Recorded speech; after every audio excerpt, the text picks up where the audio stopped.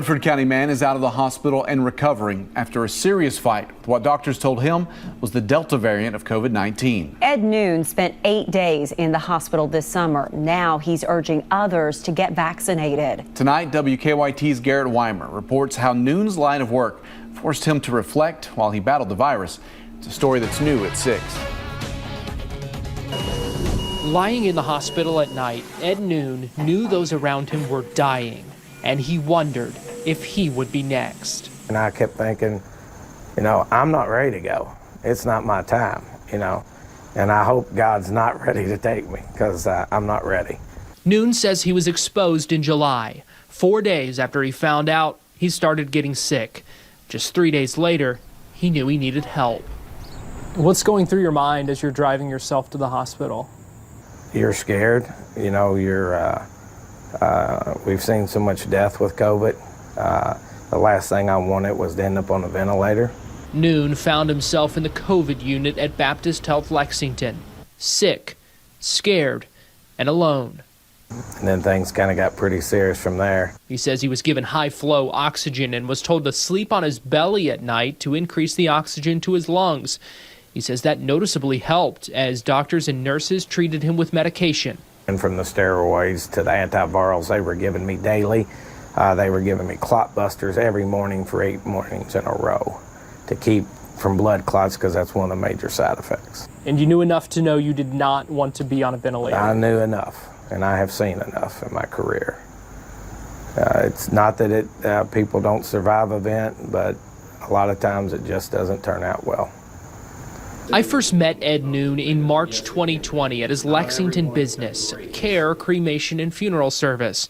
We spoke for a story about an increase in cremations. A lot more people are cremating for a lot of different reasons. It was a story we shelved when COVID-19 turned the country upside down as death became something all too familiar to far too many Kentucky families. Reality sets in. For someone who works in the business of death. And I have been up in those areas myself, picking up people who passed away from COVID. Ed Noon's brush with it himself. And then you find yourself laying there in the same unit. Came far too close for comfort. Messes with your emotions tremendously, knowing that you're laying back there and other people are dying around you with no family or anybody. And it's just very scary because it goes through your head. You're wondering, am I next? Am I going to make it out of here? Haunting? Haunting, a lot of prayer, praying, God, I don't want to die, so. But you have a family. Yeah. How much were you thinking about them at that point? 24/7. Yeah. And that's what really gave me the strength. Noon says he responded well to remdesivir and is thankful to the doctors and especially the nurses who took care of him.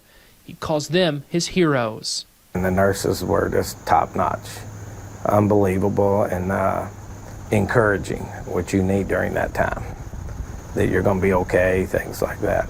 So I can't thank them enough. Since then, Noon says he's been getting stronger every day. He's still being careful while his immune system rebounds, but now he can't wait to get the vaccine as soon as doctors say he can. I don't ever want to have to go through this again. I don't want to ever have to put my family through this again. Or could I survive it again? And he doesn't want other folks faced with that question. Now, Noon says he's thankful for the prayers, spiritually humbled, not taking things for granted, and hopeful that his story can help. In Lexington, Garrett Weimer, WKYT. Well, Noon told us that he was hesitant to get vaccinated before because of concerns about side effects from the shot. He urges folks not to get your information from Facebook, but to talk to your doctor about getting vaccinated.